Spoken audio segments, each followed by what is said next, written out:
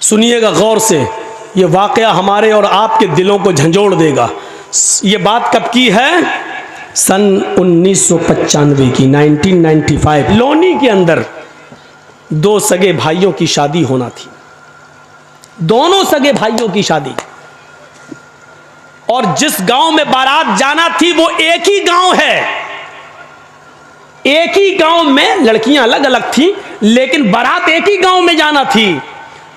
तो शादी से, जैसे कल सुबह बारात जानी है, कल दोपहर में या 4 बजे के बाद, असर के बाद बारात जानी है, तो एक रात यानी उससे एक रात पहले इन दोनों नौजवानों ने सोचा कि इस रात को रंगीन बनाया जाए,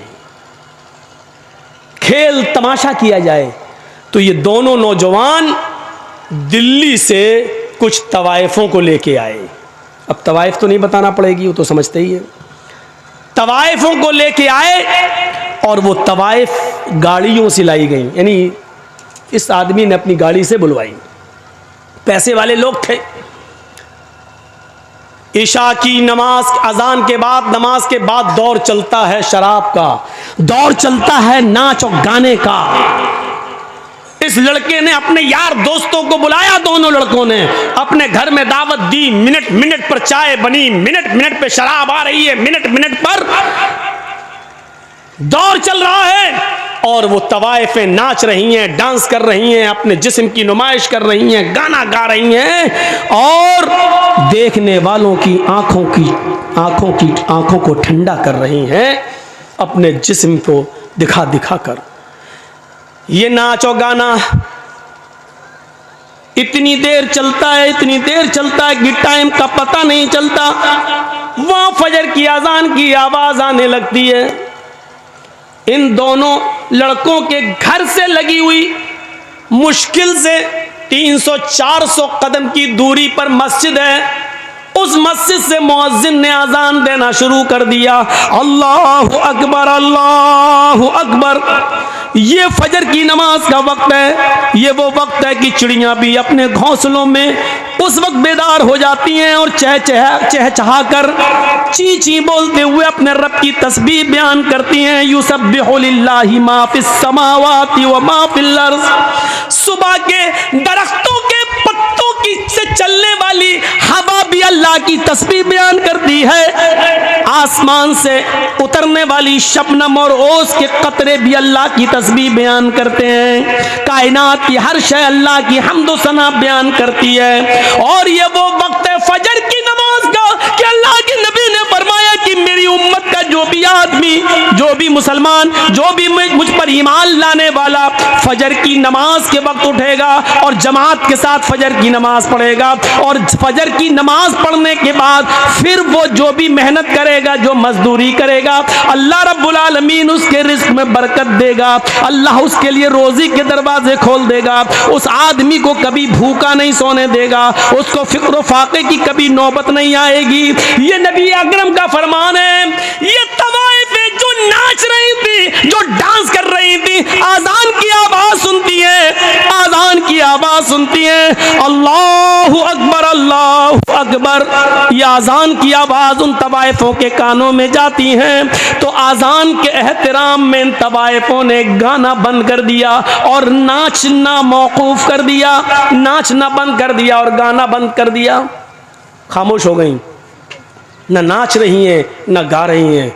इन दोनों लड़कों ने देखा कि इनके पायलों की छनकार रुक गई है, इनके पैर जो अभी जमीन पर थरक रहे थे वो रुक गए हैं, मुंह से सुरीली आवाज में जो गाने की आवाज आ रही थी वो गाने रुक गए हैं। तो इन दोनों नौजवानों ने कहा क्या हुआ तवाइफों से, क्यों रुक गई हो, क्या बात है? इन तवाइफों ने जवाब दिया, मस्जिद से आजान की आवाज आ रही है, हम आजान के एहतराम में रुक गए हैं, हम भी मुसलमान हैं, अगरचे नमाज नहीं पढ़ते हैं तो क्या हुआ, लेकिन आजान का एहतराम करते हैं, हम अजान का एहतराम करते हैं। हमारी मजबूरियों ने हमको तवाइफ बना दिया है, नाचने और गाने वाला बना दिया है, वरना हम तवाइफ नहीं थे। हमारा ये मतलब नहीं है कि हम नाचेंगे नहीं, गाएंगे नहीं, लेकिन इतनी देर रुक जाने दीजिए जितनी देर मस्जिद से अजान की आवाज आ रही है।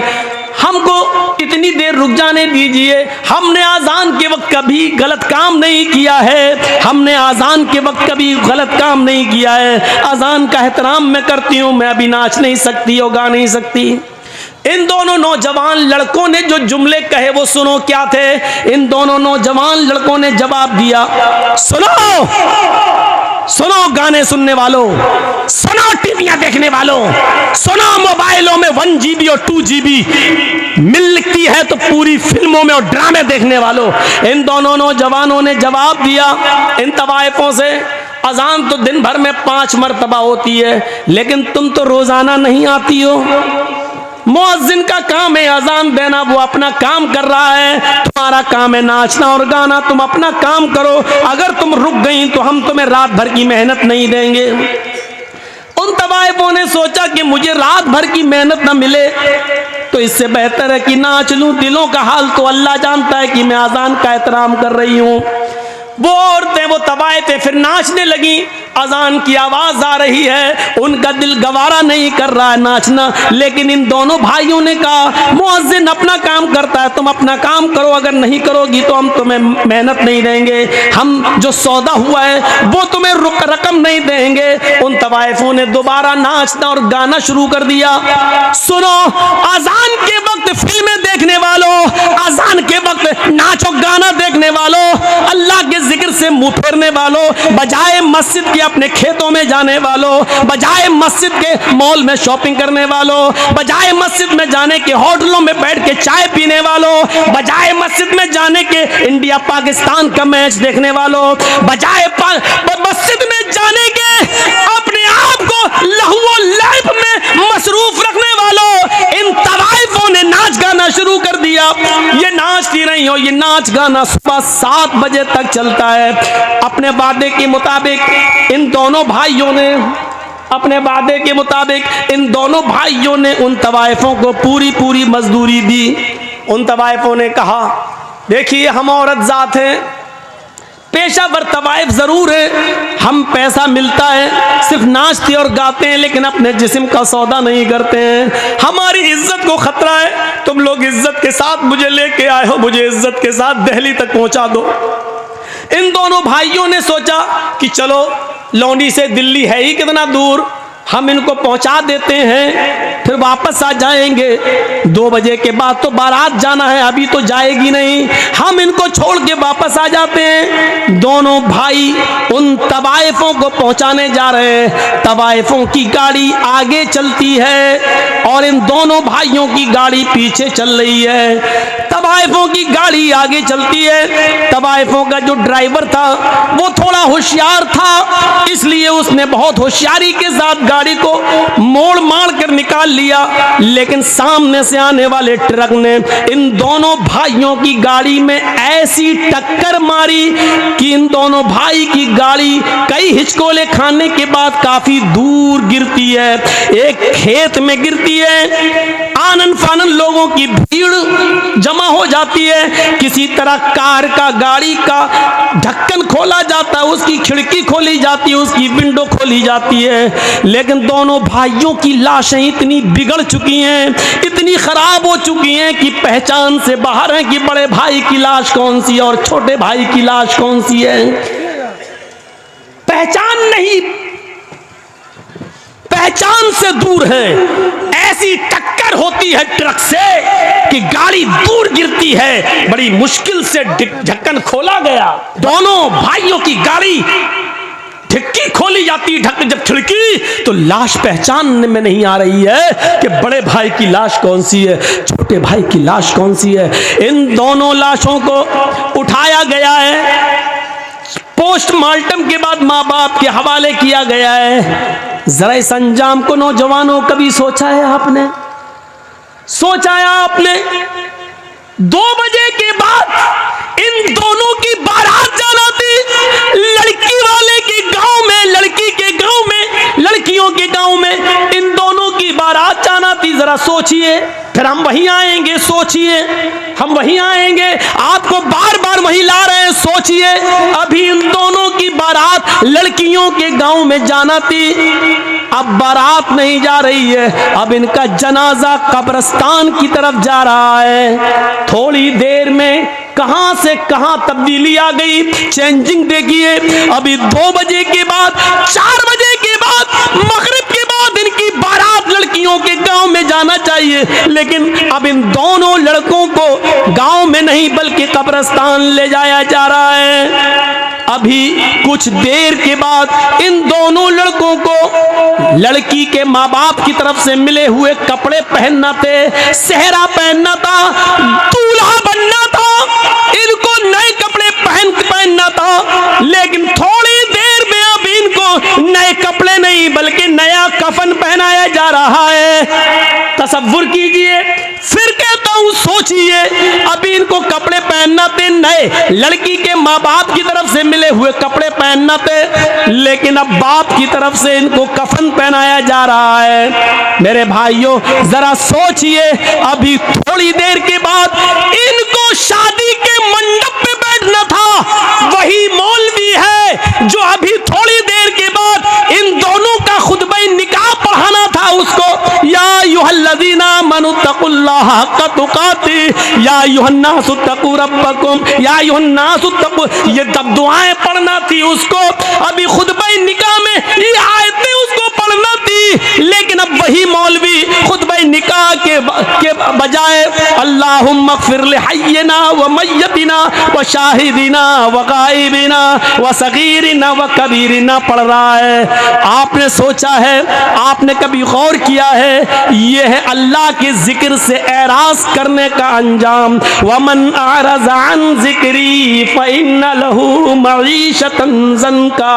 कितनी खामोशी के साथ सुन रहे हैं अभी आप, ऐसा लग रहा है जैसे सरों पे कौवे बैठे हों। मौलाना साहब बात तो बड़ी अच्छी कर रहे हैं, लेकिन अभी देखिएगा।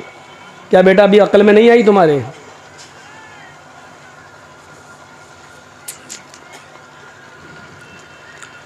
तसव्वुर कर रहे हैं आप, थोड़ी देर में क्या हैसियतें बदल गई। जाना था लड़कियों के घर, बारात लेकर गांव में पहुंचाया जा रहा है कब्रिस्तान। पहनना थे लड़की के माँ बाप की तरफ से मिले हुए कपड़े, पहनाया जा रहा है कफन।